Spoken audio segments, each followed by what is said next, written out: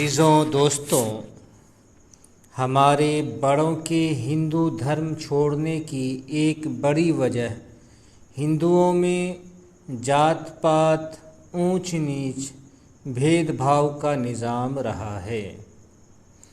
फिर इस जात पात के निज़ाम की वजह से एक बड़ी तादाद को जानवरों बल्कि दरख्तों से भी बदतर बना दिया गया था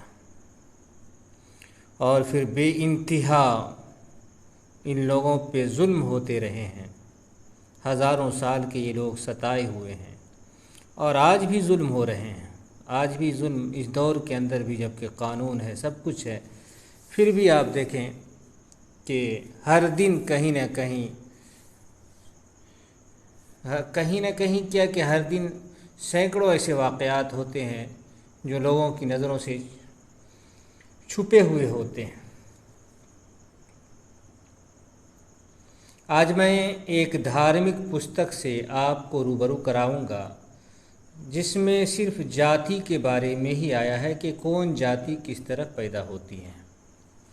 लोग कहते हैं, हिंदू लोगों को पढ़ाया जाता है, ब्राह्मण पढ़ाता है कि हमारे यहाँ कोई ऊंच नीच नहीं, कुछ भी नहीं है। तो एक पूरी की पूरी पुस्तक ही ये जात पात ही पे लिखी गई है। तो जो ये आपके सामने पुस्तक किताब खुली हुई है, धर्म ग्रंथ खुली हुई है, इसका नाम है औशंस संहिता। औशंस स्मृति भी बोलते हैं। थोड़ा बहुत कहीं कहीं से मैं पढ़ रहा हूँ। पढ़ने से पहले मेरी गुजारिश है कि आप हज़रात चैनल को सब्सक्राइब कर दें। तो आइए देखते हैं क्या क्या लिखा है।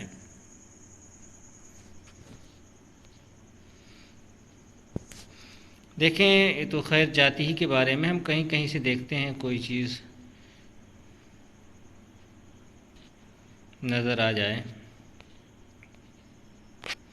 यहाँ देखें क्या लिखा है कि ब्राह्मण की कन्या से क्षत्रिय पुरुष से जो चोरी से पुत्र हो वो रथकार, बढ़ही, सोनार कहलाता है। इसका धर्म वही है जो शूद्र का धर्म, और वो द्विज नहीं कहलाता। यानी कि दोनों ऊंची जाति है और दोनों ऊंची जाति के मिलाप से कुछ ऊपर कुछ नीचे है। तो इससे जो बच्चा पैदा होगा उसको बढ़ई और सोनार कहा जाता है। वैसे तो क्षत्रिय मर्द हो और ब्राह्मण कन्या हो, इस तरह की शादी का जिक्र किसी धार्मिक पुस्तक में नहीं मिलता है। और एक ब्राह्मण लड़की के बारे में मिलता है, वो भी बड़ी अजीब कहानी है। तो खैर आगे देखते हैं कि ब्राह्मण स्त्री से जो वैश्य का पुत्र हो उसे मागध या भाट कहते हैं। ये सब बहुत निचले दर्जे में आते हैं। तो लेकिन यहाँ देखें, यहाँ भी दोनों ऊंची जाति के मिलाप से बच्चा हो रहा है, लेकिन औरत, लड़की ब्राह्मण की है और वैश्य का लड़का है। जो क्या कहते हैं कि आज के दौर में जो सबसे ज़्यादा पैसे वाले हैं, उस दौर में भी होते थे, वैश्य कारोबारी लोग को कहते हैं। तो इन दोनों के मिलाप से जो बच्चा पैदा हो, कहते हैं कि भाई हमारे यहाँ तो कुछ है ही नहीं। तो ये किसी भी सूरत में एक वैश्य को भी अपनी लड़की कोई ब्राह्मण नहीं दे सकता है, क्योंकि इससे जो बच्चा पैदा होगा वो भाट कहते हैं। भाट भी बहुत निचले तबके में आते हैं, ये दलित के अंदर आ जाते हैं। दलित या बल्कि महादलित कह लें, उसके अंदर ये लोग आते हैं। वो ब्राह्मणों का या विशेषकर क्षत्रियों का विरुद्ध गायक। आज के दौर में भी ये लोग घर घर जा कर के नाचते हैं, नाच करके और नाटक करके ये लोग पैसा कमाते हैं। तो आज के दौर में भी ऐसा ये लोग करते हैं। लेकिन अल्लाह का शुक्र है कि ये लोग भाट अब भी नाम रखे हुए हैं, बल्कि मुसलमान भी भाट ही कहते हैं हमारे इलाके के अंदर भी। तो लेकिन सारे के सारे मुसलमान ही, एक बड़ी तादाद, हज़ारों की तादाद में ये लोग हैं। लेकिन मुसलमानों को ख्याल करना चाहिए कि ये गंदा नाम दूर कर दें।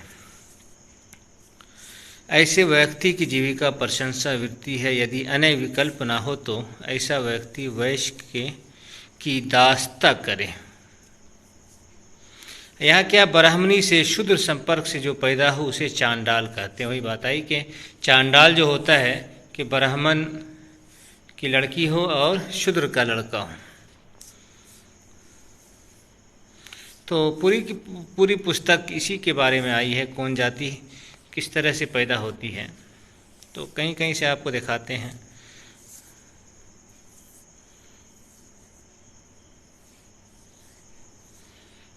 यहाँ का वैश्य कन्या से चंडाल के संसर्ग से जो उत्पन्न हो उसे शौपच कहते हैं। यानी कि ये तो और भी नीचे चला जाएगा। यहाँ ठीक तो है, यहाँ लिखा है कि कुत्ते का मांस उनका भक्षण है और कुत्ते ही उनका बल है। क्षत्रिय कन्या से वैश्य संसर्ग से जो उत्पन्न हो उसे जोलहा या कोरी ऐसा कहा गया है। दोनों ऊंची जाति है, दूसरे और तीसरे नंबर की है। दूसरे नंबर की लड़की है, तीसरे नंबर का लड़का है। इससे जो पैदा होगा वो जोलहा। जोलहा भी आज के दौर के अंदर हिंदुस्तान में ये दलित के अंदर आते हैं ये लोग।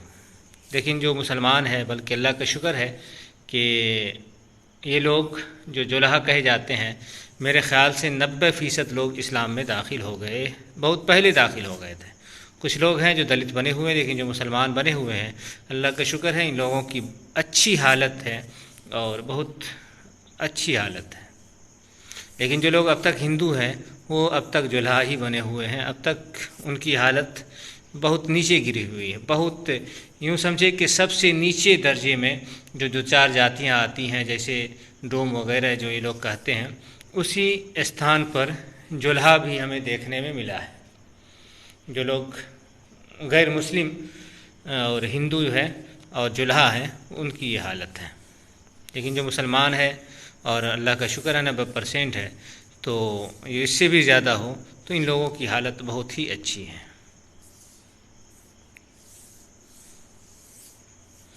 और ये बहुत सारी जातियाँ इसके अंदर है, तो अब कहाँ कहाँ है, लेकिन मेरे इलाके में जो सब जाति आए है और जिन जातियों को हम जानते हैं, तो उन जातियों के बारे में जो नज़र से गुज़र गया तो उस पर निशान लगा दिया। यहाँ देखें क्या है, क्षत्रिय कन्या से जो शूद्र के संसर्ग से उत्पन्न हो उसे पुलकस कहते हैं। वो सूरा बनाकर, यानी एक कलाल जो हुआ उसको कहते हैं। क्षत्रिय कन्या और शूद्र के संसर्ग से, यानी कि ये भी इंतहाई नीच के अंदर आते हैं। लेकिन अल्लाह का शुक्र है कि कलाल भी जहाँ हमें नज़र आया और तो मुसलमान ही में नज़र आए हैं। लेकिन इन लोगों को भी नाम बदलना चाहिए, लेकिन नाम ना भी बदले हैं तब भी बहुत अच्छी हैसियत के अंदर मुसलमानों में इनकी बड़ी अच्छी हैसियत है और बहुत अच्छे स्थान पर, ऊँचे स्थान पर है और दीन के काम से भी एक बड़ी अच्छी तादाद जुड़ी हुई है। तो ये है और आगे चलते हैं। लेकिन कलाल के अंदर ये बात भी देखने में आई है कि अब तक इनके अंदर हिंदू रस्म व रवाज भी बहुत ज़्यादा पाया जाता है इन लोगों के अंदर। और देखिए क्या, वैश्य कन्या के साथ शूद्र के संयोग से जो उत्पन्न हो उसे वैदेहिक कहते हैं। वो बकरियों, भैंसों और गौओं का पालन वन में चराता है। यानी कि वैदेहिक हो सकता है ये गवाला के बारे में, यादव के बारे में ये बात आई हो, क्योंकि आगे भी वही बात आई है जो हम देखें हैं गवाला को करते हुए। और दही, दूध, घी, छाछ, मट्ठा आदि बेचकर जीविका कमाता है। तो ये काम जो है यादव लोग ही, गवाला लोग ही करते हैं। आए क्या है कि वैदेहिक के साथ ब्राह्मणी के संयोग से जो पैदा हो उसे चरमोपजीवी चमार कहते हैं।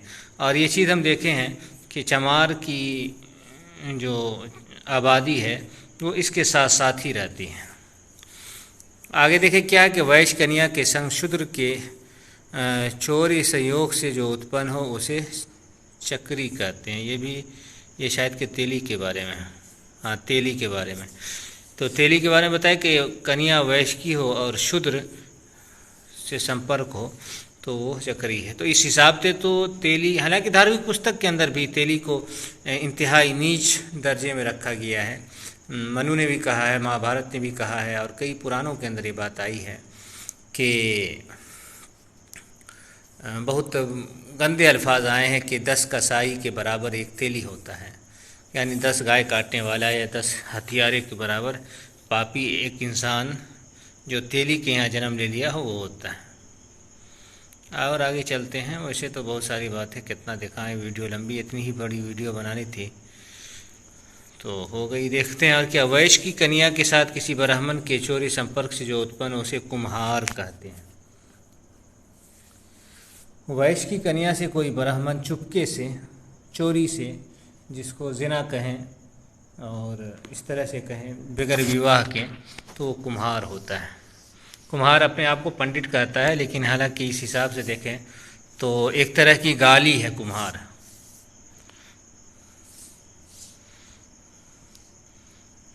शूद्र कन्या के साथ ऊंची जाति के सविधि विवाह से जो उत्पन्न हो वो पार्श्व माना गया है। यानी कि कोई ब्राह्मण किसी शूद्र की लड़की से शादी कर ले और वो शादी कर ले तो जो बच्चा पैदा हो पार्श्व कहा गया। पार्श्व का मतलब होता है लाश, जिंदा लाश।